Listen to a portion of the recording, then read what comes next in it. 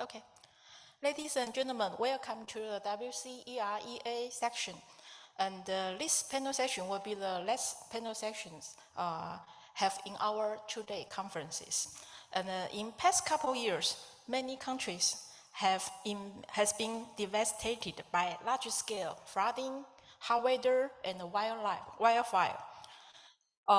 Thus, how to tackle the extreme weather problems caused by the global climate change has been the most important and energy question faced by us in this century. To solve this problem, it is necessary to have right, correct, and effective energy policies for each country. Thus, this section will aim to discuss the effective and stable energy policies from four perspectives, such as social developments, international cooperation, new energy generating technology, and energy poverty, which will be addressed by Dr. Shizhou Zhang and Dr. Suzhou Li, and Dr. Yongsen Chiu, and Dr. Dina Eskeleva. Let's start our talk, because this is also the last talk before the lunch. We want to keep our time as soon as possible. So we will introduce our first speaker, is the Shiqiu Zhang. Professor Shiqiu Zhang is a distinguished professor of environmental economics at the Beijing University with extensive experience in teaching and conducting research on environmental economics, environmental policy, and governance.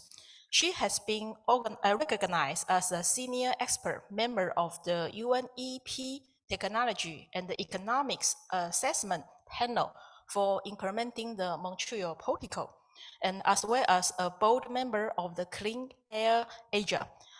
In addition to this role, Dr. Zhang has been also made significant contribution to as our former president of AAERE from the 2017 to 2019.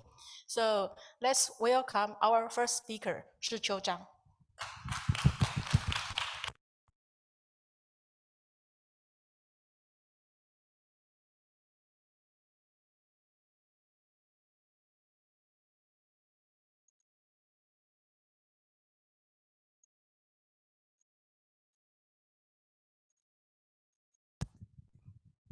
Okay, thank you, Xiaochi. It's a great honor to be here, and so glad to see you all after a couple of years isolation because of the COVID, and hope we have been all enjoy the stay in this conference. Yes, yeah, from the free. Okay.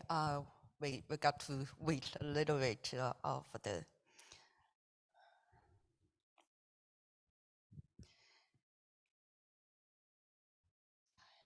Here.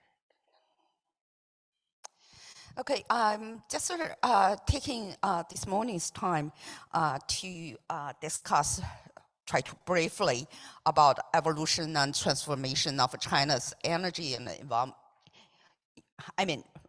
environmental related energy policies in China. Is I think we all know that every country's energy policy will closely related to their natural resources basis, as well as their economic development pattern and their economic development goals together. That's quite similar for China too. And in the very early stage, from the 1949 until China's introduced open door policy, China suffering a lot, very low economic growth. At that time, it's really China's energy strategies is demand-based. But after the open door policy and economic reform since the early of the 1980s, China's economic growth is so fast. And then China suffers from the energy deficit together with severe environmental pollutions. So at that time, China's energy strategies mainly not only focus on energy efficiency, but plus has to consider about the safety of the energy supply. And now I think China is in the stage try to take the overall transition from the coal-based energy structure to low carbon energy development pattern. And now I just gave you a brief briefly about the China's environmental related energy policies. Following the previous slides, I think it's easier to identify the policy transition and reforms in China. The first stage is to try to increase the energy supply and improve the production in to reduce the energy intensities of the production process. And the second stage is really as we consider about not only the energy efficiency, but also the energy safety. So China spent a lot of time to diversify of the energy supply and increase the renewable supplies. Most importantly, during the 11th 5 years period, that is China's the first time that to introduce the constant development targets for energy, pollution, and the economy. For example, they clearly stated that during the year 2005 to 2010, the energy efficiency needs to improve 20% and total emission of the reduction, total reduction of the emission will reduce about 10%. That's the start of to address the energy, environment, and economy together. And now is in the third stage is to promote the low carbon green development. And in the year 2020, China formally announced its carbon peak and carbon neutrality target officially China side. We will make as much as possible to reach the carbon peak by the year 2030, but I think we can all expect it, the carbon peak may be reached at the even early of the year 2025. And I think the key for this so-called two carbon strategies is mainly try to shift from the resources-driven development model to a technology-driven model by shifting from GDP-oriented growth mode to a green and a high-quality development mode that try to seek the long-run sustainable development. That means China is in the transition from the old development pattern to the new one, not only address the industry energy, but has to address the consumption. And of course, like other countries, long-term is to seek the net zero emission of the energy industry in various sectors. But most importantly, how to reach that is a critical issue. And now, start from the a couple of years ago, China started to talk about the synergies of environmental, economic, and development together, because China is not only facing the energy issue, but also the environmental related issues.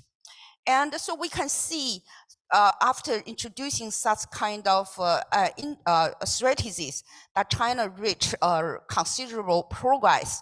For example, about 20 years ago, coal electricity accounts over 80%, but now it's lower than 60%. And the sales of renewable vehicles, mostly importantly, that last year is 6.8 million, just a 1 year sales in China.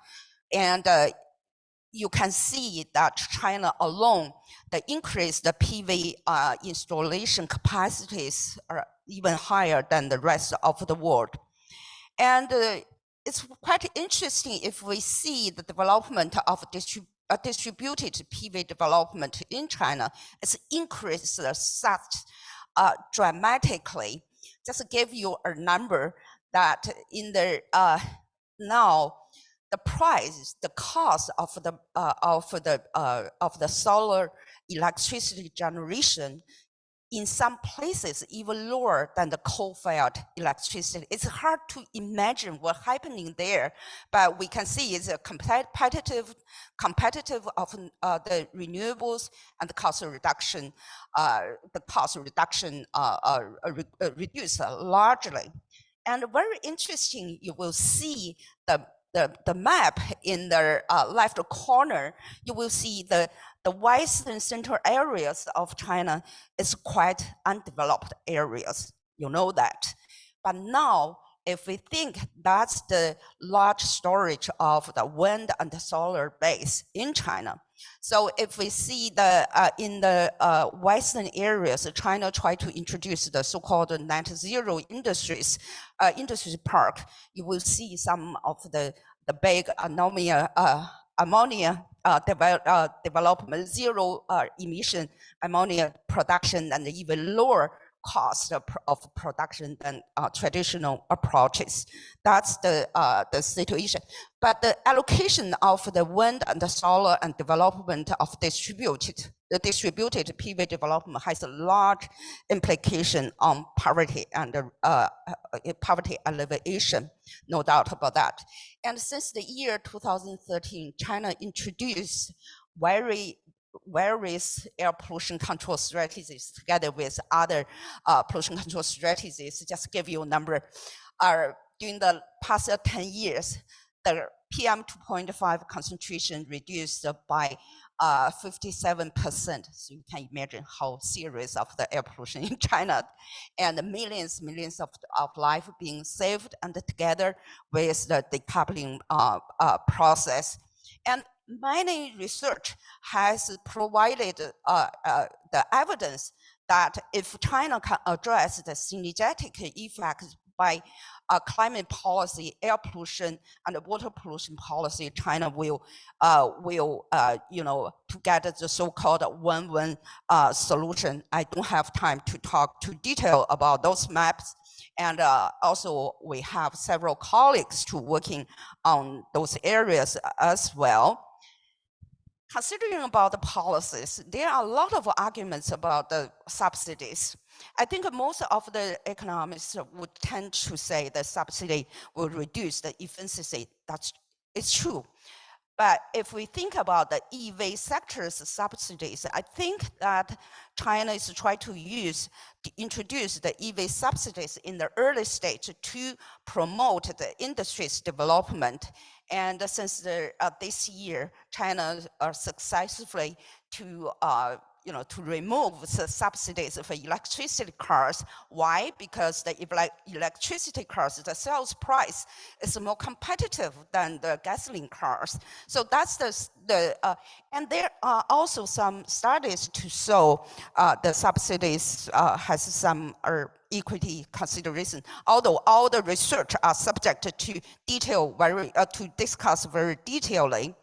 And massive studies about the carbon trading and the carbon tax.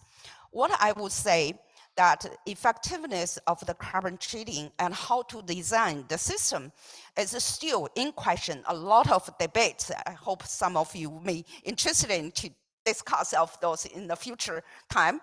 And for the carbon tax, Chao Jing and many others, they compared 8 CGE models to simulate whether the carbon tax will be the alternatives to control the carbon reduction. And of course, that the cost benefit of the energy policies is in question. And we need to discuss that in detail. So the final slides, I have 1 minute, I think, I just try to be brief. What the kind of lessons learned from the massive changes of the policies and the society? One of the heavy lessons for China is the strong political wills is very important, but it's enough. Of course, not. You got to have the community levels commitment and common understandings. That means China has to address the top-down and bottom-up approach. And very important lessons we learned is whatever policies or strategies developed, you must base on the common ground, based on the science or independent science academic studies and implementation. You got to have the data monitoring, supervision, and data and information disclosure, public participation, and most importantly, you can see since the year 2015 that the massive public litigation related to environmental measures played much more important role. The final point I would like to address, I think it will be related to the audience here, is that for the environmental economics, that I still think large gaps that the economics or environmental economics can contribute. For example, do we really have good cost-benefit analysis to support the policy-making process? And do we our analysis can contribute to environmental justice, equity, and efficiencies are those types of issue. And also, if China try to introduce the so-called the treatable performance standards based emission trading system, and do China needs the ETS or combination ETS together with a tax, or purely based on the tax system, there are still a lot of issues need to be discussed. And for our research group recently, we think to motive the new round of synergetic approaches to address the various issues. We are trying to proposing that China needs to revise the national air quality standards to address the various cost benefits from different types of issues. Okay, I just stop here. Thank you so much, Xiaochen. Thanks, Shiqiu, give us a clear history of the China's energy policy. And in such a short time, I don't know as the time is very short. Okay, our second speakers. Oh, I forgot. We will invite the 4 speakers, finish their talk, and then I will open the question to the floor. Our second speaker is Dr. Shuzhe Li, which is a professor at the Faculty of Economics at the Minzhi University in Japan. He earned his PhD from the Graduate School of the Kyoto University and has been researching desirable energy and environmental policy design for a sustainable low-carbon economy in East Asia for over 25 years. And he has led many projects supported by the grants in aid for scientific research from the Japanese government, and also served as the leader of the REEPS. So if Shuzhe is ready, then you can start your talk. Thank you. Okay, thank you very much. It is also my great honor to have a chance to speak in the WCEREA session. And I move my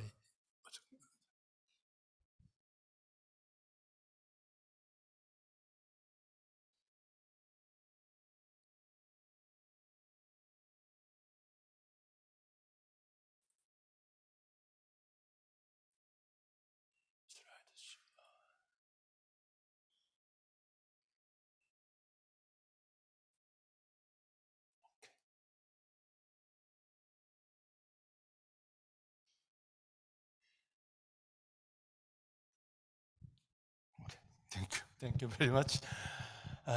When I asked the presentation at this session,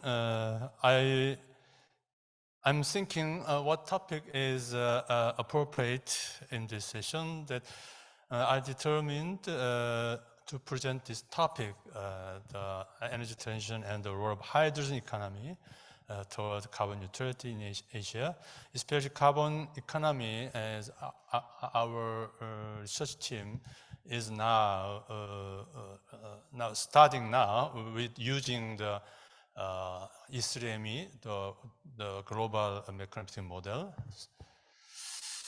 So, and global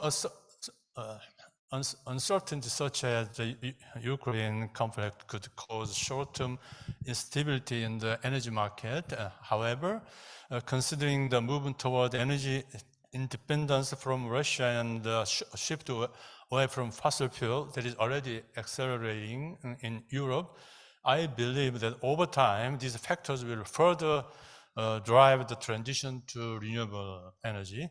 Fossil fuels, represented by oil, coal, and natural gas, have significantly contributed to the humanity's prosperous living through mass production and consumption since industrial revolution, as you know. But conversely, they have also exacerbated negative effects such as climate change, war, and wealth disparity. After Russia-Ukraine war, as you know, the LNG price a sudden rising, but now is on some stable stage. The transition to renewable energy toward carbon neutrality by the middle of this century is a crucial task that must be accomplished for the peaceful human living on this planet. Besides being environmentally friendly and a source of peaceful energy, renewable energy also has a merit of contributing to regional economies and employment as a decentralized energy source.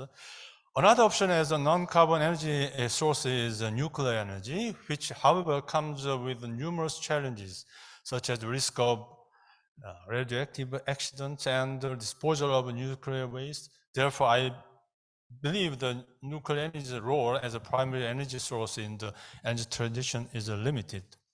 However, achieving carbon neutrality by the middle of the century will be very challenging, as you know, considering that approximately still around 80% and 80% of the global average primary energy supply continue to be derived from fossil fuel. And reducing the consumption of fossil fuel to virtually zero over the next 30 and 40 years will require huge economic investment toward the rapid energy transition. Nevertheless, a variety of decarbonization technologies such as those for producing hydrogen and green hydrogen and EVs and renewable energy has been developed and become cheaper in recent years. The price of these non-carbon products and energy reaches a parity price with the fossil fuel energy in a near future, I think. I think hydrogen especially is expected to be the key to achieving overall economic decarbonization. The possibility of hydrogen as a decarbonized energy source for the whole economy has increased. So for example, hydrogen power generation, hydrogen reduction steel making, fuel cell electric vehicles, and hydrogen energy ships and aircraft, as well as household fuel cells. And owing to the widespread use of renewable energy, acquiring green hydrogen at a low cost will become possible in the future. So I will present on role of hydrogen economy toward carbon neutrality in 2050, case of Japan.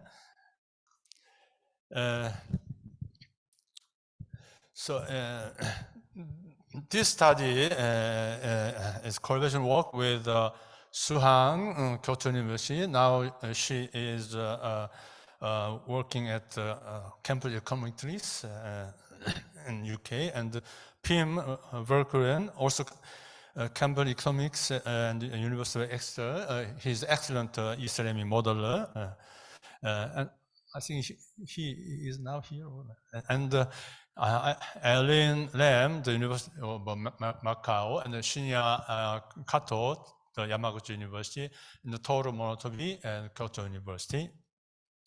Except Kyoto, Toru Morotomi, all the list members is presenter in this conference. So there's many slides, so I skip many of them for the limitation of time. Introduction, yes, I already explained. This is the hydrogen supply curve, the green line, and by the METI, the Ministry of Economy and Trade and Industry of Japan. They estimate the hydrogen economy. Now, hydrogen supplies around 2 million ton now, and in 2050, around 20 million, means 10 times more supplied in 2050. And the hydrogen price is very expensive now currently. It is current average at the LNG cost. So almost 2045 as a parity with the fossil fuels. But I think if the carbon price introduced, the LNG or fossil fuel cost will increasing. So I think the parity price will come earlier than I think around around earlier than 2030 or something like that. If we introduce carbon pricing. So, and this is also METI's estimation in 2050.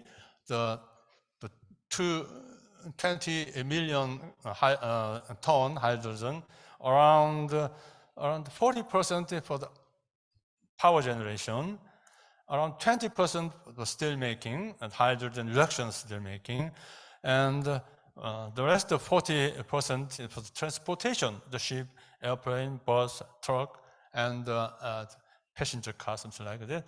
But I think there's other fields still the hydrogen could be used. This is a hydrogen using flow chart, the hydrogen, the electricity, and the transportation industry, and the residential areas, something like that. So, and we use WCEREA global macroeconomic model to estimate to by 2050 the hydrogen which field will be used. We use this bottom-up model, the FTT model, but the time limitation, I'll skip this. And so in the scenario, we set this scenario, the carbon pricing and the kickstart for the hydrogen transportation and some subsidy for the zero emission vehicles and the steel sector to supply the subsidy to the hydrogen reduction steel making, something like that. And so we make net zero. The left-hand side is the reference scenario. Without any special policy, the CO2 emission, 2020, the Japan around 1.1 billion CO2 emission currently, and 2050 around 0.8 billion ton, 30%, just a 25% decrease in reference case. But we set the policy scenario before the previous slide, then almost get the carbon neutral target. The dotted line is the carbon CO2 emission of reference scenario, the left side, hand side. So it is the result of estimation.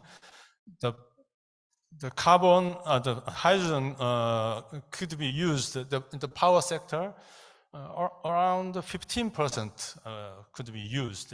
The METI estimate around 40%, but we, from our estimation, around 15%. Most of the yellow is PV solar, and the light blue is hydro, and something like that. And steel making, the blue hydrogen steel make around 20%.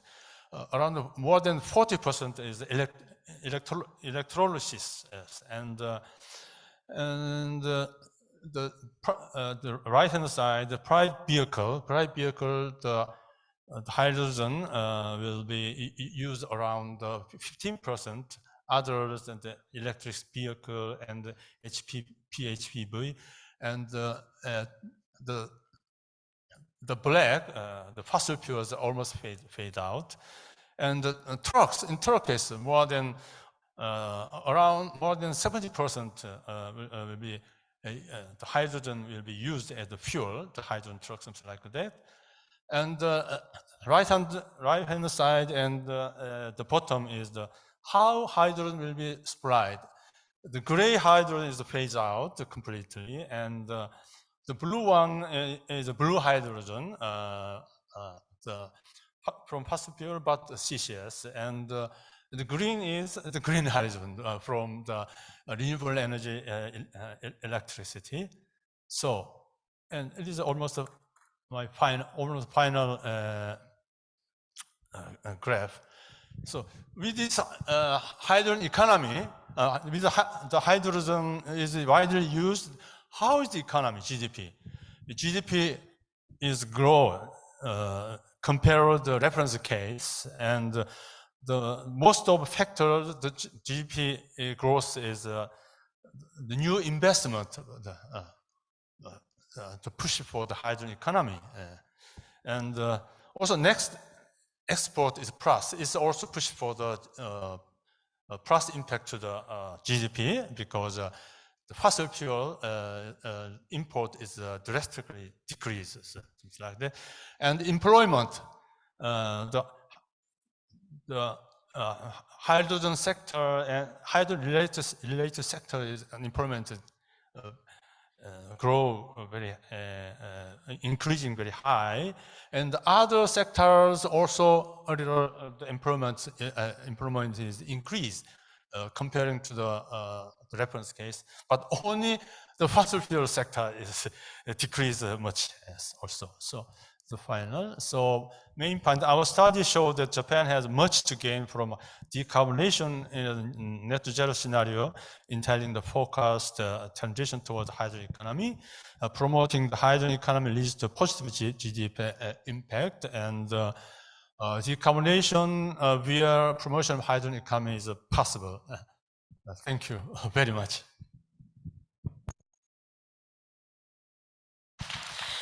Thanks, Sujia, introducing us the hydro energy as a promising energy toward the carbon neutralities. Our third speaker is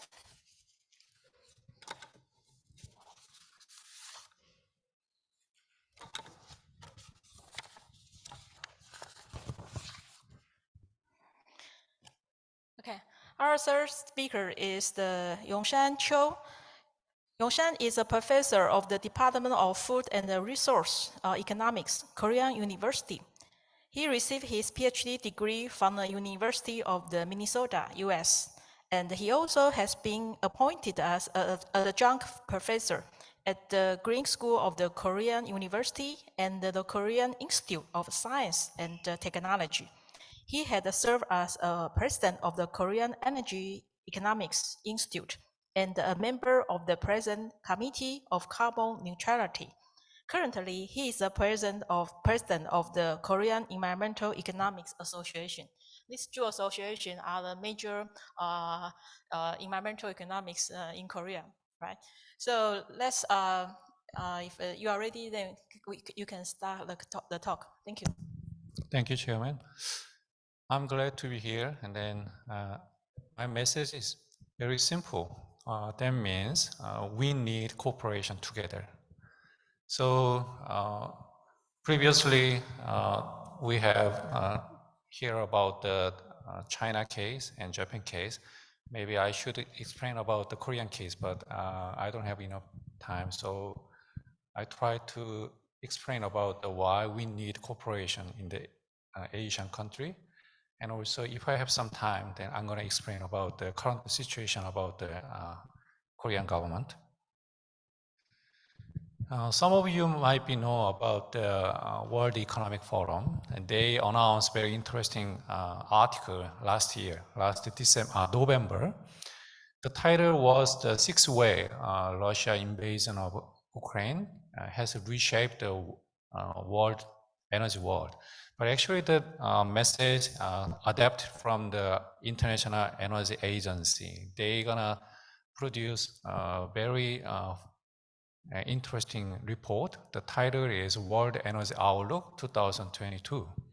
So the sixth way is like this. Number one is higher energy price. Everybody know that one. Second one is changing trade flow and supply shortage. Third one is energy policy change. And also number four is economic impact of energy crisis. Actually, number 3 to number 4 is clear, but number 5 is unclear. That means there is big uncertainty because how emissions are being impacted. So nobody know about what's going on to the emission level. But long term, in terms of long term, impact of energy crisis on emission, CO2 emission is unclear. But to make clear, we need action like as number 6, push toward renewables. So this is just a message for our current situations. But in the long term, this cartoon is very famous. As you can see, during the 4 or 3 years, every country we struggle with corona pandemics. So we almost overcome corona pandemic, but we are still on something like an energy crisis. But in the long term, we have to thinking about the climate change and also carbon neutrality issues. So this is I adapt from some world, our world in data something, and then I make something like data in here. During the 30 years from the 1990 through the 2020, during the 30 years, actually the Asian countries' dependence of fossil energy is more than 80%. So as you can see, the China case, in the 1990, the share of primary energy from the fossil energy is 95%. And then they reduced the portion to 83 during the 30 years, but still they more than 80%. How about Japan? They also above the 80%, and Korea also 80%. Look down to the bottom line, the OECD. The OECD is developed countries. The average of OECD is 77% in the 2020, but still very high. Another point is we have to carefully look at the portion of coal. As you can see here, during the 30 years, the portion of coal is still high. For example, China, in the 2020, the portion of coal is more than 50%. Japan and Korea is more than 25%. Actually, Japan and Korea is a member of OECD countries. In the bottom line, the average of OECD, their portion of coal is less than 20%. It's a 12%. But Korea and Japan, our portion of coal is more than twice of average of OECD. And then also, the bottom line, you can see the 41% of portion, share of primary energy from the coal in the Asia is more than 40%. So that means still we have very high dependency on the fossil fuel, and also we have to carefully about the coal. This one is very interesting graph. I adapted this graph from the BP annual statistical review of world energy 2021. Left-hand side indicate productions of coal. Right-hand side indicate consumption of coal in the world. The top of the yellow line indicate Asia Pacific's production and Asia Pacific's consumption of coal. As you can see, compared to the whole world, the Asia Pacific countries very high portion of coal production, coal consumption. Do you think why? Maybe main reason is coal is very cheap, coal is very convenient to use, and also Asian country use the coal as a coal power plant. So that means to reach carbon neutrality, we have to carefully thinking about how can reduce dependency of coal. So Asian countries include China, Japan, Korea, and some other Asian countries. We use a lot of coal and also high dependency on the fossil fuel. They make this kind of outcome. This graph adapt from the IPCC 6th annual report. In the bottom line, I make red box. The red box, 3 red box indicate Asian countries. In the bottom line, you can see the portion of Asian country based on the 2019. I'm sorry, I can go reach there. So there is Southern Asia. Their portion is 8%. Second one is Southeast Asia and Pacific is 9%. And also bottom line, Eastern Asia is 27% in 2019. If we add 3 numbers, then goes up more than 40%. That means Asian country, we produce lots of CO2 emission in terms of 2019, more than 40%, whole world. So as you can see, that means Asian country, we use lots of coal and then we produce CO2 emissions. Everybody knows we need carbon neutrality.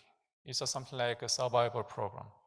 So the problem is how we get carbon neutrality. Maybe each country do their best, but we need more.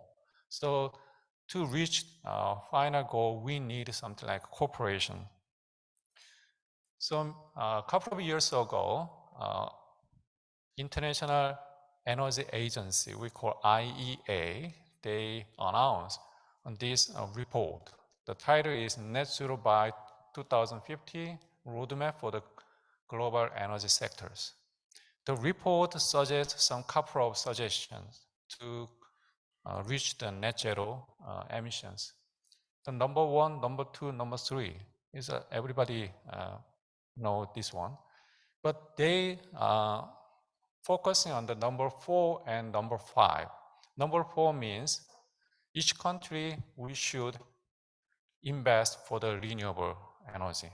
And number 5, the report say international cooperation is very important to reach net zero emission 2050. So as you can see, in the Asian country, we have lots of solar potential and wind power potential. But the problem is unevenly distributed by the different countries. So as you can see, the solar energy is a northeast area. The wind power is something like a Pacific area. But right-hand side, but demand is focusing on some other city and some countries. So that means we need matching. So each country try to increase the R&D investment. Actually, the investment go to electric generation, clean electric generation, or network infrastructure, or end-use sectors like as grid, or electric vehicle, or green steel, or green hydrogen, or CCUS something. But we need more, like as Asia emission trading scheme and carbon market. Second one is Asia power grid. Third one is green hydrogen network, or someone say green hydrogen highway. Last one is we need technical support and financial cooperations. So actually this is my idea. So for the Asian emission trading scheme and carbon market, already know this is very famous one from the adapt for the ICAP. So as you can see, the China, Korea, and some of the city of Japan, we already introduced the cap and trade systems. And also Malaysia, Indonesia, and New Zealand, they are also considering about the cap and trade systems. Actually, there is a good thing and bad thing, and also we have challenge about linking to Asia emission trading scheme. So, but actually we have opportunity like that, but we have to overcome some barrier like this. But actually, we have chance to make a linky. So that linky should be step by step. For example, China and Korea, we're just thinking about link first, and then expand that linkage to other countries, Japan or New Zealand or some other Asian countries.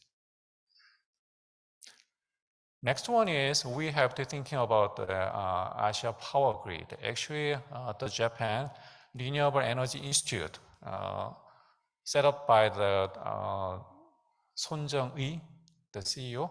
He spent lots of money to make some Asian supergrid or something like that.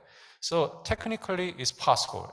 Every expert say technically possible. Only problem is political issues. So the left-hand side is indicating about some conceptual European supergrid structures. Actually, the European country, they have also very similar situation like as Asian country. They have lots of potential, but matching difficult. So they connecting together. Then why not to the Northeast Asian country or Asian country? Many years ago, Korea, Japan, and China, we're thinking about how can we connect together in the supergrid, but actually there was just a stay on idea, not real terms. So because there is something like obstacles, but actually we have opportunity. So we have to overcome barriers.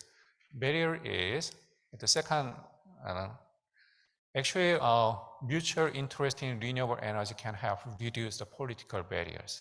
Northeast area is very delicate political situation, but economic mutual interest about the shared goals to reach carbon neutrality will be overcome to the political barrier. That's my hope. So this is my last slide. So we need successful model, successful case. The successful case should be like this. We need business model, we need regulatory framework, and also we need common taxation, and also we have power trading mechanism, something like that. That goes to cooperation and consensus between Asian +3. So there might be we reach to the carbon neutrality. That's my thinking. Thank you for listening. Thank you. Thanks for Yongshan's talk. I point out the importance of the international cooperation in achieving the carbon neutralities. Now, this is our last talk by Dr. Dina Skelieva. Okay.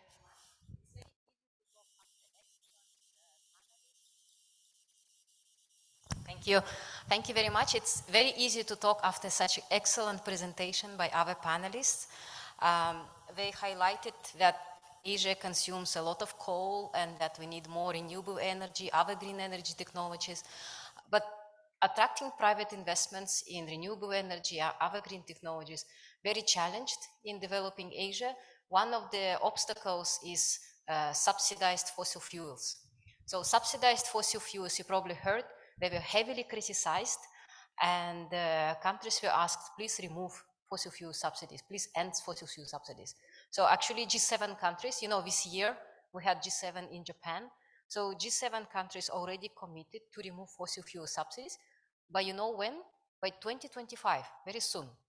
But actually what happened last year, like other panelists mentioned, the war on Ukraine changed many things, and the topic of this session, that's why we call it in the global instability. So it's changed many things. And actually what happened to fossil fuel subsidies, they didn't end, and they even didn't decline. They increased. By how much? They doubled. Some fossil fuels more than doubled, some less than doubled, but on average, they doubled. Mainly that's because of developing countries, of course. Yeah, so despite all these efforts, calling countries, please end fossil fuel subsidies, the war changed many things, and countries had no options but to find this short-term solution and increase fossil subsidies because of to have energy security and because of the energy poverty issues. So today I want to talk about these fossil fuel subsidies and energy poverty issues. So why subsidies are bad, why they were criticized, why countries were called to remove them. It's not only, it's a barrier for renewable energy, for energy efficiency improvements, for many things, for green technologies, but also they were criticized that they are not efficient because they are targeting, why countries have fossil fuel subsidies? To help poor people, to pay for, to meet their basic necessary energy demand for basic domestic things like essential cooking, essential heating or cooling. But they were criticized because when, for example, electricity price is subsidized, it's low, then not only poor people who benefit, but also rich people. And actually, they say that people who benefit more, those who are richer, not those who are poor. For example, if petrol price is low, then richer people have cars and more cars and bigger cars comparing to poorer people. Or if it's heating, then richer people would have bigger houses, so or for cooling, let's say, right? So richer people have bigger houses for heating or cooling, so they'll consume more energy. So then they benefit more from these subsidies than poor people. So that's why they were criticized, that they're not targeted, and they're not necessarily targeted to low-income people and more helpful to high-income people. While they're a huge burden for public expenditure, you know. So what happened, we saw presentations about COVID, and then climate change happening. There are fire, droughts, floods. Government need to spend lots of money for solving these problems and issues with COVID, when healthcare need to increase expenditure on healthcare education. And then there are many climate crises like flood and fire. So public expenditure highly limited, while revenue, you know, was declining due to COVID and the war, inflation. So for public expenditure, it's very difficult. And this is not sustainable. Subsidies are not sustainable because every year government spend, for example, ADB had a study and calculated approximately how much government spent. And they calculated that in 2012, the numbers in developing Asia, like India, Indonesia, Thailand, around from 2 to 4% of GDP, which is a lot. So this money could be spent on education or healthcare. So government spends a lot, and now it's more and more difficult for country because of this instability to commit to such great expenditure. Subsidies expenditure growing now after the war. Why? Because all the prices increase, there is inflation. So as I said, subsidies doubled. So this is cause big burden and also unexpected, especially when it's unexpected, such a big expenditure. So what to do with this then, with these subsidies? Should we just remove them?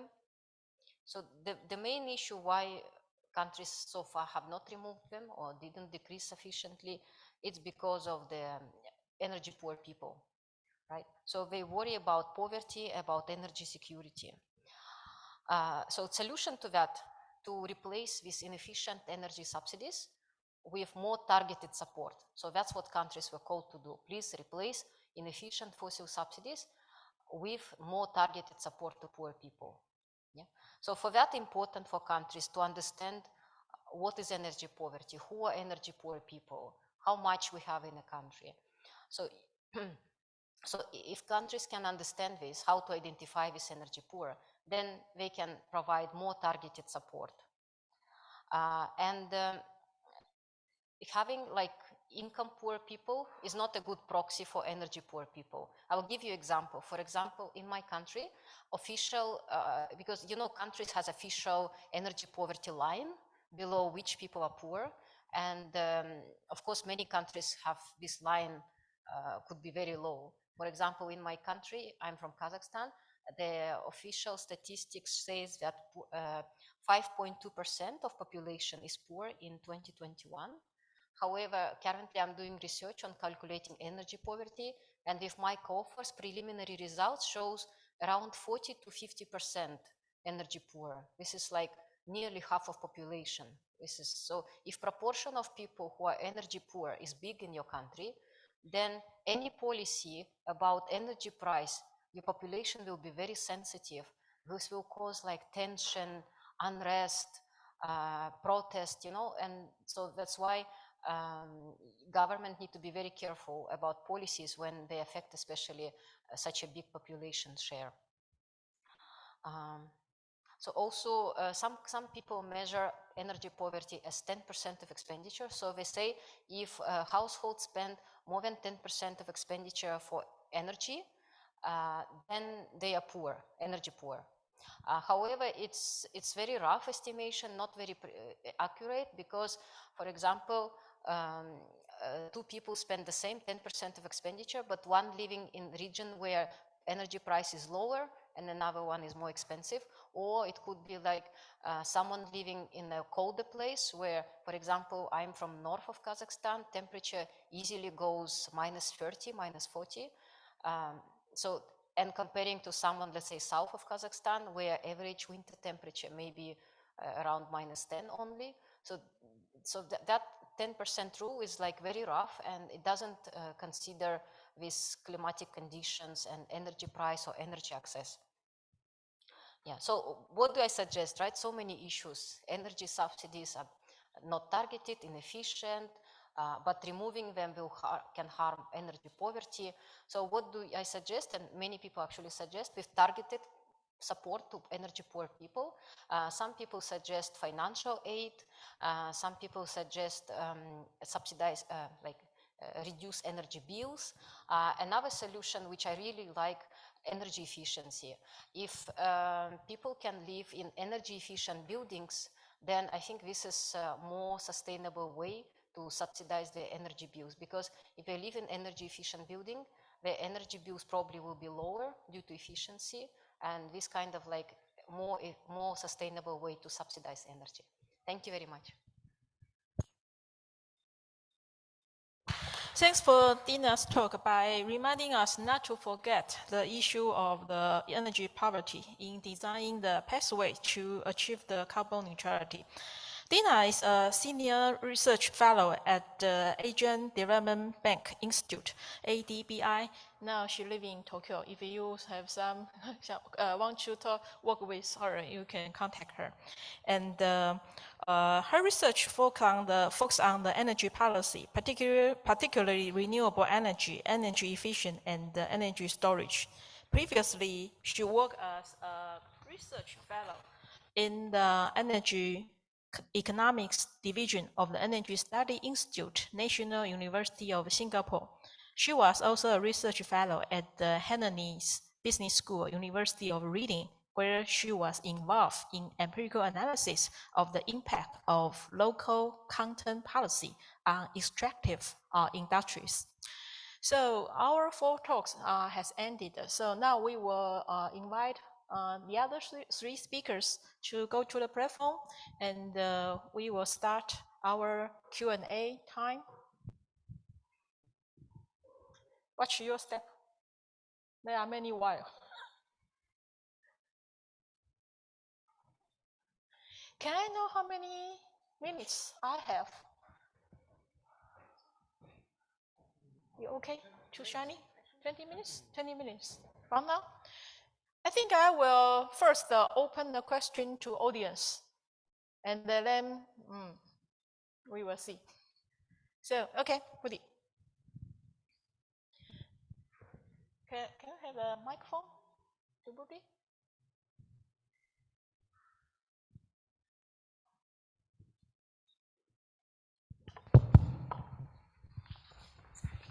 So from the all presentation, it is clear to me that the main issue is that energy supply in Asia has been fossil-based energy supply, but it has not been clear to me, even we do cooperation and so on, what are the really alternative for Asia to move on to achieve net zero by 2060. A suggestion from the audience, a suggestion from the panelists. Looking forward to hear it.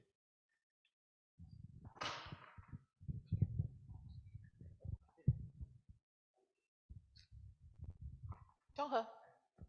No, you want to ask? Yeah, we can collect around 4 or 5 questions, and then we get feedback. Okay, I have one question for Suchar and one for Dina. So Suchar, you talked about, you provided green light for hydrogen economy.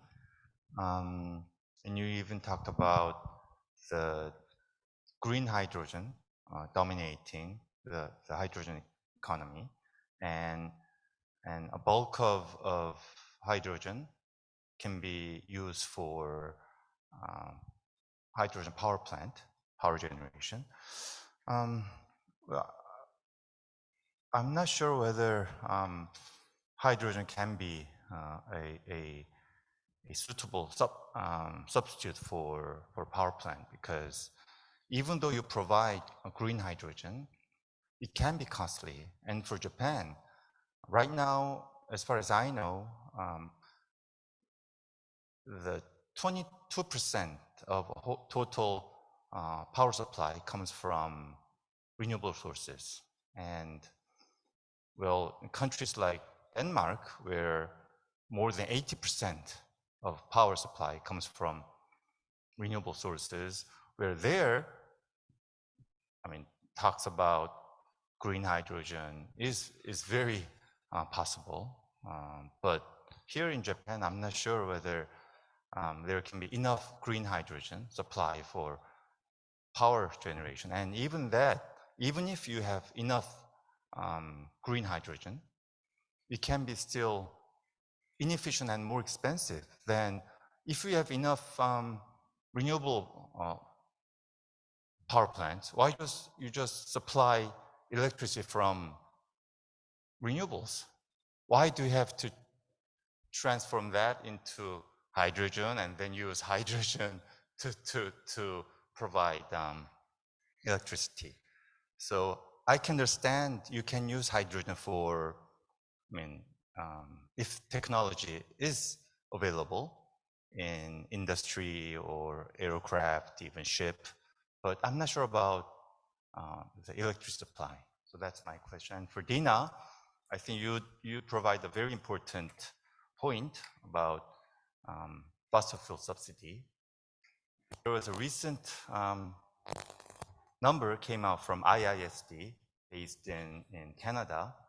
They show that among G20 countries, the total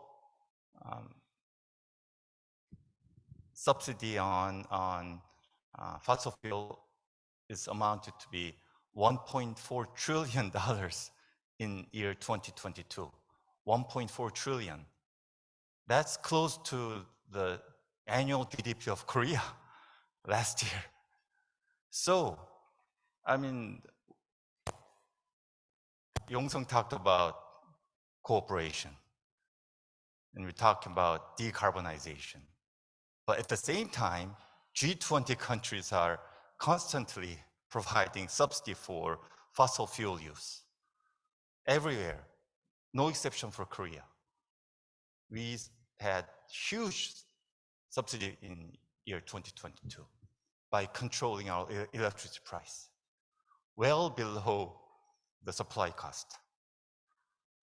So you're in ADBI, and there are many economists, not only confined to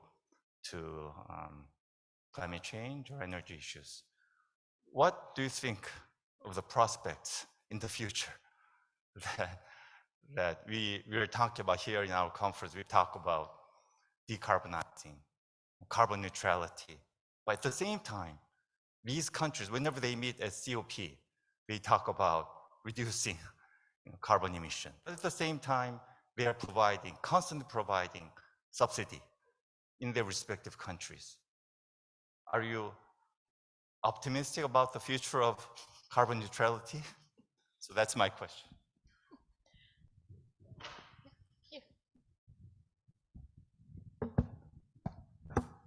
Thank you.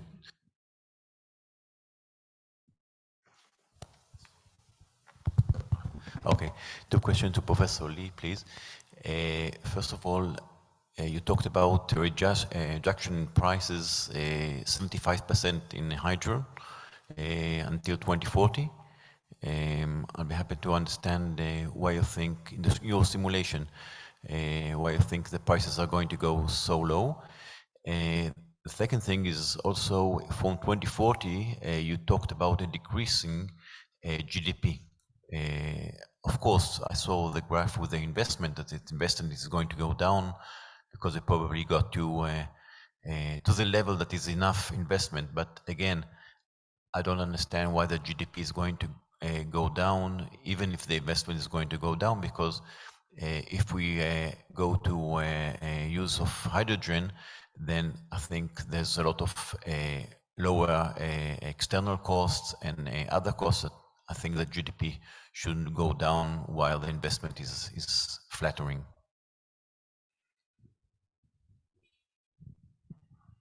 So, any other? Oh, yeah. We take one more and then we ask the speaker to answer first. Otherwise, you will forget. Is there a microphone? Okay, microphone. Thank you very much for the opportunity. Very interesting presentation I follow from Professor Zhang. I think it's quite fantastic looking on the achievement of China in reaching renewable energies. I think it's so amazing to see the numbers. I would like to know actually what kind of institutional setting that make China can have so rapid growth in share of renewable energy. How the role of private sectors in enhancing the share of renewable energy in China? And then the second question is regarding what's going on in China in pursuing dramatic change in renewable energy. How other countries can replicate the success story of China? What is key factors that make other countries can follow what China has done so far? Thank you so much. Okay. Any more question? Then I asked two small questions. Yeah, when we want to formulate the energy poverties in empirical or theoretical world, we need to first know how to measure the energy poverty. Do you have any suggestion to the concrete measure to do that? Yeah, this is my question. Yongshan, I'm working on the international environmental agreement, so I'm very interested about your international cooperation. Do you know we can learn some lesson from the Paris Agreement or the Montreal Protocol to follow their lesson to promote international cooperation among the assets +3? Okay, and Shiqiu, I have an interesting question. In your experience, in the future 30 or 20 years, what the China government, which the most popular, most effective, or most likely energy policy China government will take to achieve the carbon neutral? Because you mentioned about the policy, we want to ask what's your experience to make some forecast. So we will invite the 4 speakers to answer the first one question, and then we will see any time left. We will collect more questions from floor. Okay, so let's start with Dina, in this way. Thank you very much for all excellent question. So thanks so very much for raising this about subsidy increasing G20 country problem. So like I mentioned, G7 already committed for removing subsidies in 2 years' time, so 2 more years left. Let's see. G20 this year happened in India. And I haven't heard such commitment yet for G20. Like maybe you mentioned that because we have lots of subsidies. And then your question was, what are prospects, my opinion, in the future? I see, like, since we mentioned that subsidies increased a lot because they keep electricity price controlled. So usually they control price. And then subsidies increase. Why? Because energy price increase. So they want it or they don't want. Subsidies, maybe even government were surprised, or subsidies increased, we have to pay more. And this is big burden for countries, many countries. So especially for developing Asia, this is great burden for public expenditure. And I think for public expenditure, it's not sustainable.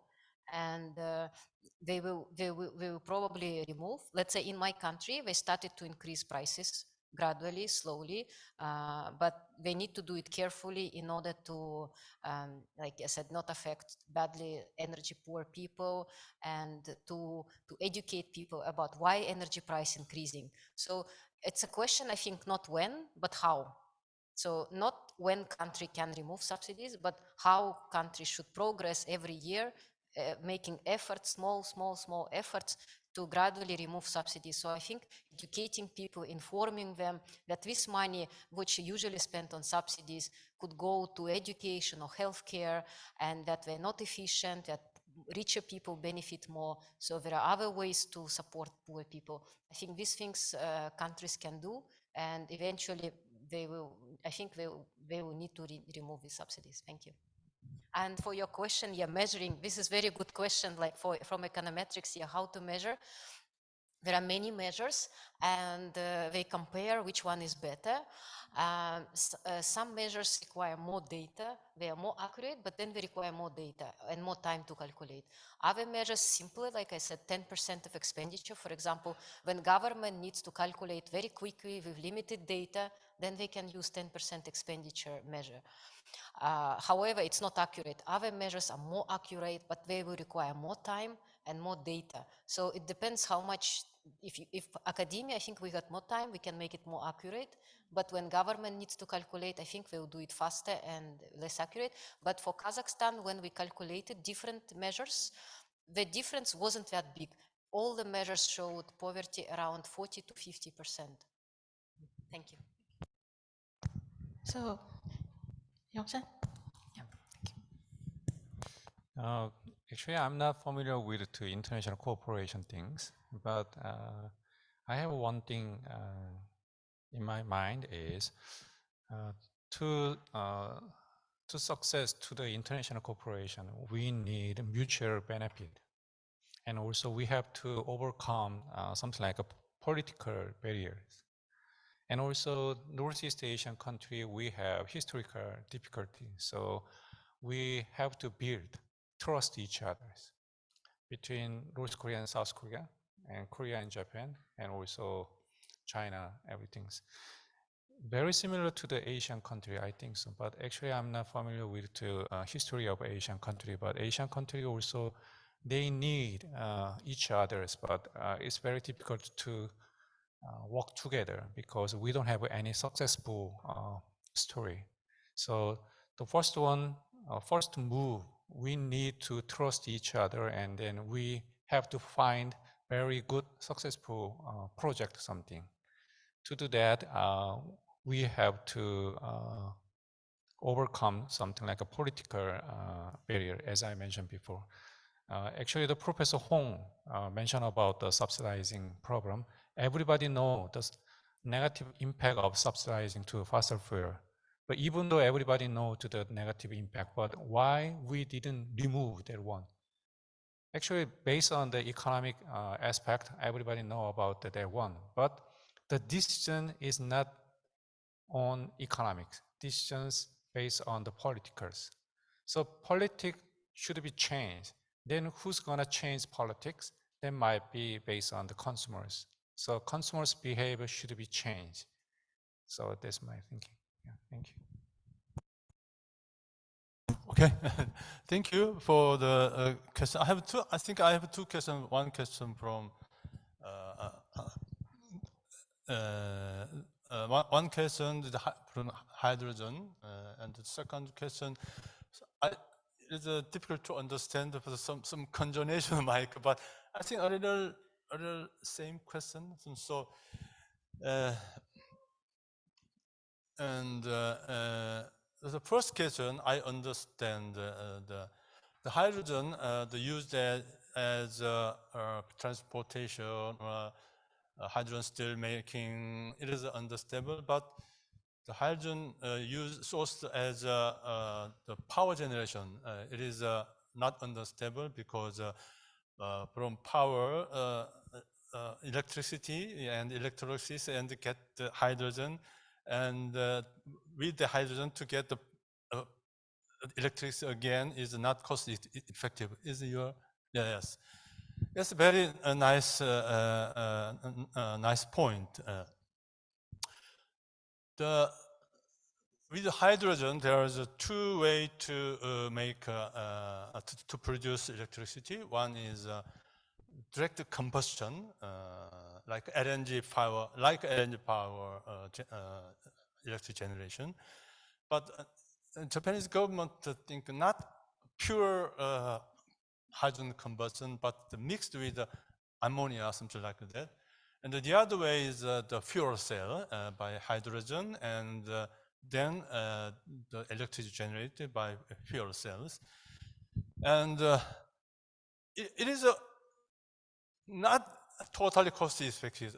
The current situation to produce the hydrogen, but in Japan case, the hydrogen renewable generation share is around 18%, around 8% from hydro power, 6% from solar energy, 3% from biomass, other the geothermal 1%, so around 18%. But around 2050, the renewable energy share more than 80%. That means, you know, the renewable energy is a very variable energy, like wind situation and solar situations. So when the maximum power from renewable energy, they couldn't send grid, this limitation of grid. So then how? The surplus of the electricity could use to generate, could produce hydrogen. The opportunity cost is very cheap. So thinking of the very high portion of renewable energy, then green hydrogen could be produced very cheaply. So our estimation shows that the hydrogen electricity could be possible with a very high share of renewable energy generation. It's mine.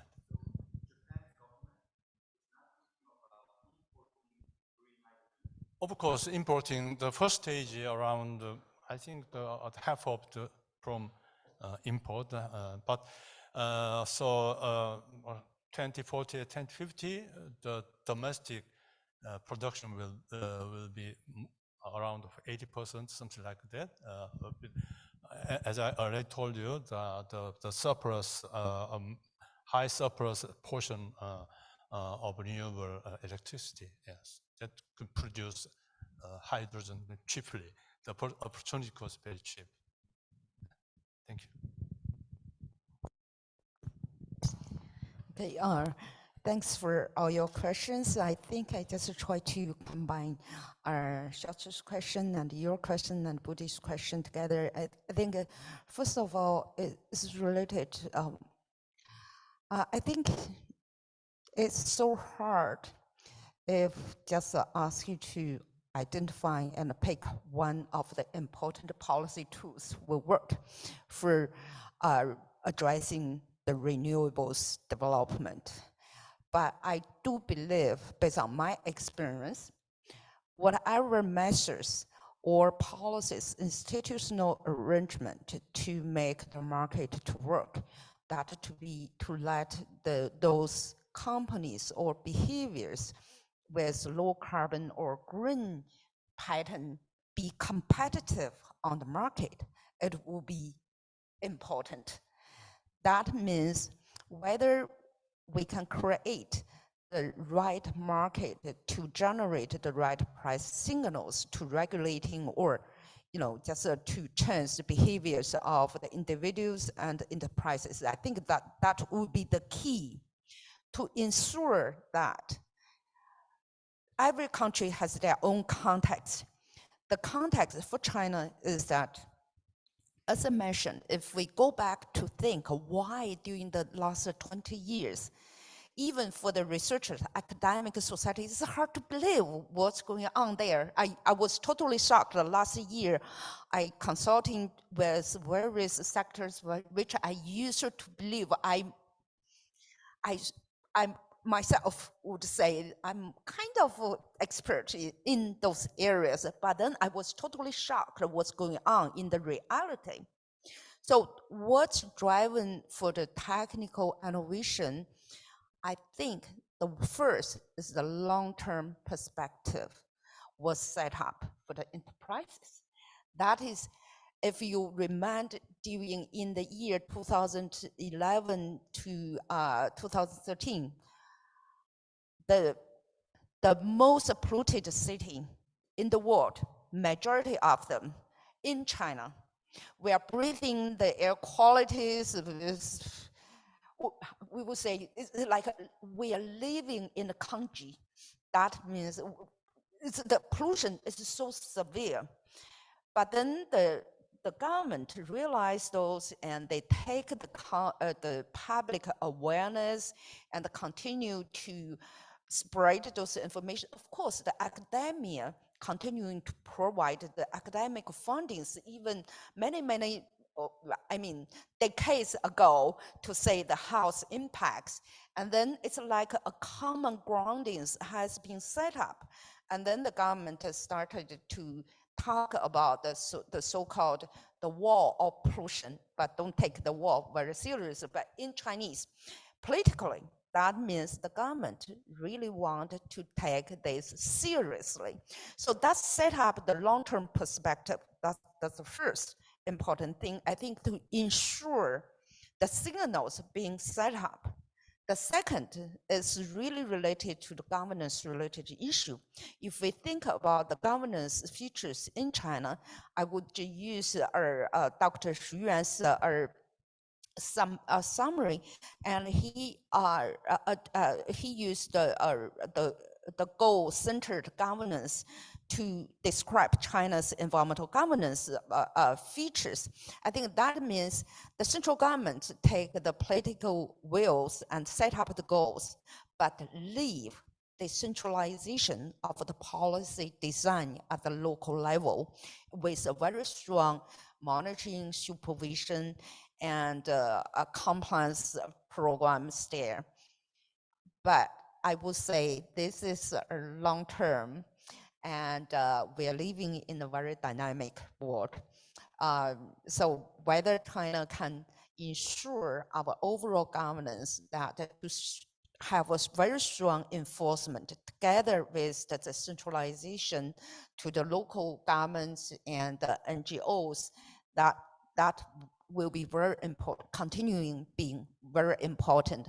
So with the support from combination of those policy and governance contexts, that the enterprises, you need not to bother too much about the enterprises. They themselves knows that if they got to win in the future market, they will have a lot of incentives to take the technology innovation. That's why even the solar's production cost for electricity currently in China is about 70% of the world level. That is some of the provinces, even in the eastern parts of the province, even lower than the coal generation of electricity.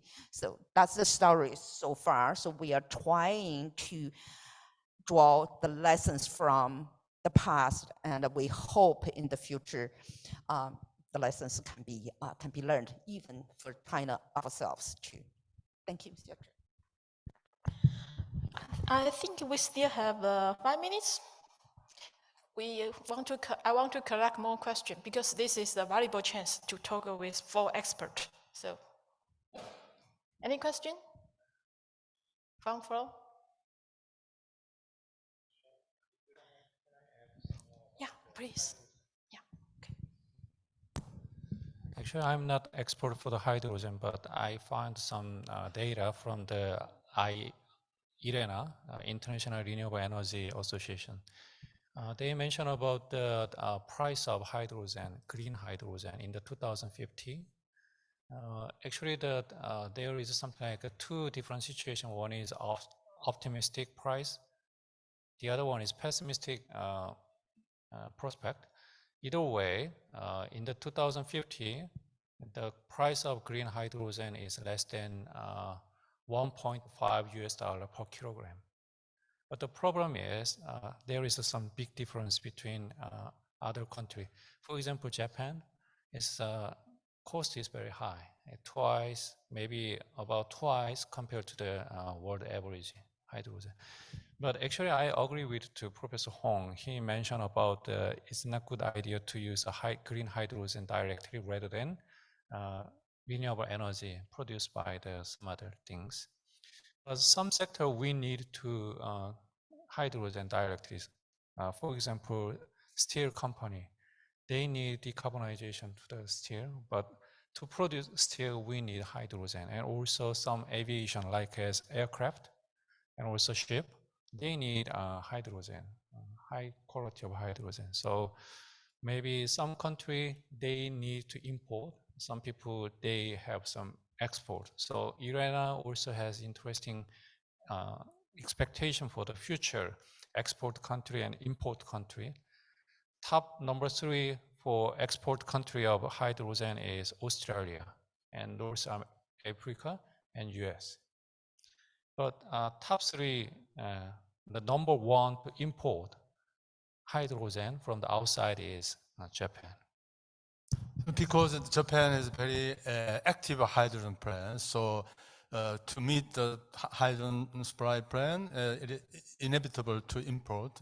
Anyway, so but we now thinking about fossil fuel energy without carbon pricing. So we thinking about the carbon cost of the fossil fuel. I think the price parity between fossil fuel and hydrogen come earlier thing, yes. Actually, the other another issue regarding to the hydrogen is the color.